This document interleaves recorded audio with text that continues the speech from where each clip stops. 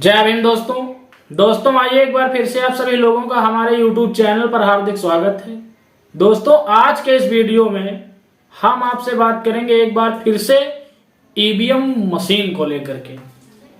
दोस्तों समय समय पर हमारे देश के नेताओं ने ईवीएम का विरोध किया।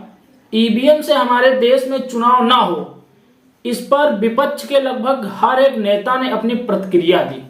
जब बीएसपी सुप्रीमो 2017 का चुनाव हारी और 2017 के चुनाव में भारतीय जनता पार्टी शासन में आई, उस समय अपनी हार का जिम्मेदार बीएसपी सुप्रीमो ने ईवीएम मशीन को ठहराया था। उन्होंने सरकार को एक चुनौती दी थी। हम यूं कहें, उन्होंने सुप्रीम कोर्ट और चुनाव आयोग को यह चुनौती दी थी कि अगर चुनाव आयोग पूरी तरीके से इस मामले में निष्पक्ष है तो एक बार इस मतगणना को यहीं पर रोककर बैलेट से चुनाव करवाए, उसके बाद में मतगणना करवाए, फिर चुनाव के नतीजे जो होंगे वो आपके सामने होंगे। दोस्तों अपने एक बयान में बीएसपी सुप्रीमो ने ईवीएम मशीन को लेकर चुनाव आयोग को कुछ ऐसे घेरा, उसका वीडियो भी हम आपको दिखाएंगे। उन्होंने चुनाव आयोग पर यह आरोप लगाया कि चुनाव आयोग ईवीएम के सहारे इस देश में धांधली करता है, चुनाव में धांधली करता है। उन्होंने आरोप लगाया कि जब तक चुनाव बैलेट पेपर से हुए इस देश में बसपा का जनाधार नजर आया, लेकिन जब से चुनाव ईवीएम मशीन से होने लगे तब से बराबर एक सोची समझी रणनीति के तहत बीएसपी के जनाधार को बराबर गिराया जा रहा है देश में, ताकि देश और प्रदेश में बीएसपी की छवि लोगों के सामने बहुत ही ज्यादा कमजोर पड़ जाए। उन्होंने साथियों यहां तक कहा कि बीएसपी एक ऐसी पार्टी है जो देश और प्रदेश में संविधान की बात करती है और शायद संविधान इस देश में लागू हो, इसी डर से इस देश की मनुवादी पार्टियां ईवीएम मशीन का सहारा लेकर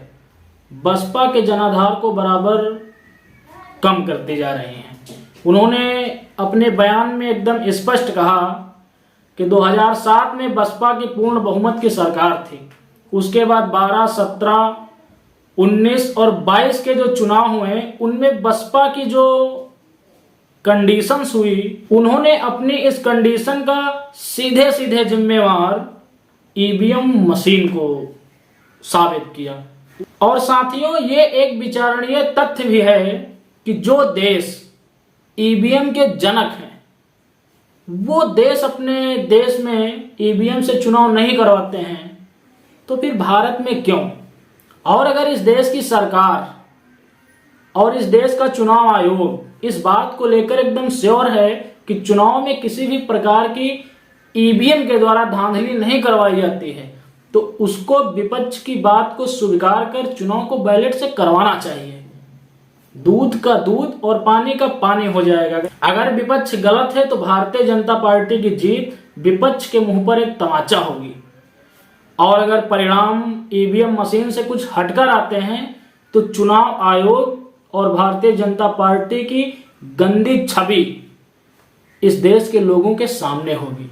दोस्तों ईवीएम का विरोध सिर्फ किसी पार्टी विशेष ने नहीं किया, ईवीएम का विरोध हर उस एक नेता ने किया जो इस देश में विपक्ष में बैठा है।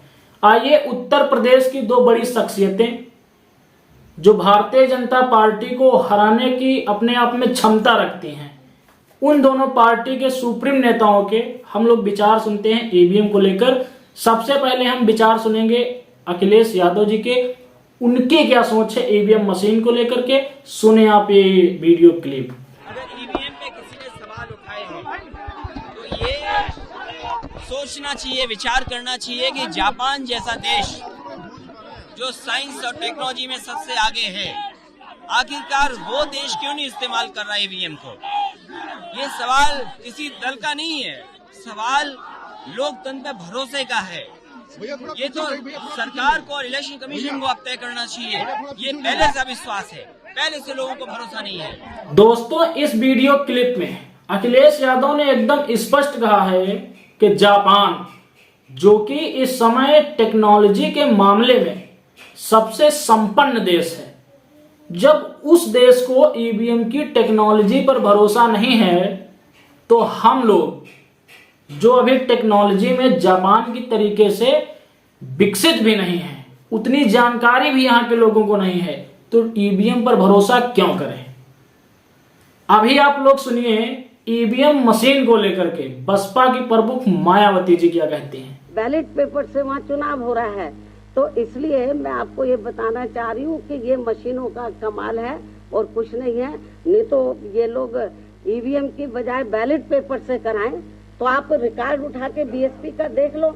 जब तक बैलेट पेपर से चुनाव होता रहा, हमारा हर चुनाव के अंदर हमारी पार्टी का जनाधार बढ़ा है और वोट का प्रतिशत बढ़ा है और सीटें बढ़ी हैं। और जब से ये मशीनें आई हैं तब से ये गड़बड़ हुआ है, जरूर कुछ दाल में काला है। और इसको लेकर हम लोग माननीय सुप्रीम कोर्ट में भी गए, ऐसा नहीं है हमारी पार्टी गई, और भी पार्टियां गई मतलब, लेकिन उसके बाद उन्होंने कहा कि हम पर्ची सिस्टम वो भी गड़बड़ है, बोलते 4-5 पर्ची निकाल लेंगे। ऐसा नहीं है, ये ठीक सिस्टम नहीं है। बल्कि जब ये वोटिंग मशीन में वोट पड़ा है तो उससे जो पर्चियां, उससे पूरी की पूरी पर्चियां टैली होनी चाहिए, मालूम पड़ जाएगा। फिर उसको भी ये करने के लिए तैयार नहीं है ये। तो इसलिए ये जो आपने सवाल पूछा है, ये केवल ईवीएम का कमाल है और कुछ नहीं। दोस्तों, इस वीडियो क्लिप में आप लोगों ने सुना, और जैसा कि हमने पहले बताया भी कि बीएसपी सुप्रीमो बराबर अपने बयानों में कहते हैं कि ईवीएम के कारण ही देश और प्रदेश में बसपा का जनाधार घटा है। अगर बैलेट से चुनाव होते तो बसपा के लिए परिणाम जिस तरीके से आ रहे हैं, परिणाम इसके विपरीत होते हैं। दोस्तों, हम फिर कहेंगे कि वो देश जो ईवीएम के जनक हैं, जिन्होंने ईवीएम का आविष्कार किया है, जापान जैसे टेक्नोलॉजी के मामले में विकसित देश, ये ऐसे देश जब अपने देश में चुनाव बैलेट से करवाते हैं, ईवीएम से नहीं करवाते हैं, तो फिर भारत में ही ईवीएम क्यों। हम फिर कहेंगे, अगर चुनाव आयोग निष्पक्षता के साथ चुनाव करवाता है तो उसे विपक्ष के नेताओं की बात रखनी चाहिए और एक बार 2024 का चुनाव बैलेट से करवाकर अपनी सत्यता को इस देश के सामने साबित करना चाहिए। बाकी आपको क्या लगता है, चुनाव बैलेट पेपर से हो या ईवीएम से? कमेंट सेशन में आके आप जरूर बताएं। मिलते हैं एक अगले वीडियो में। इस वीडियो में इतना ही, तब तक के लिए आप सभी को मेरा सादर जय भीम।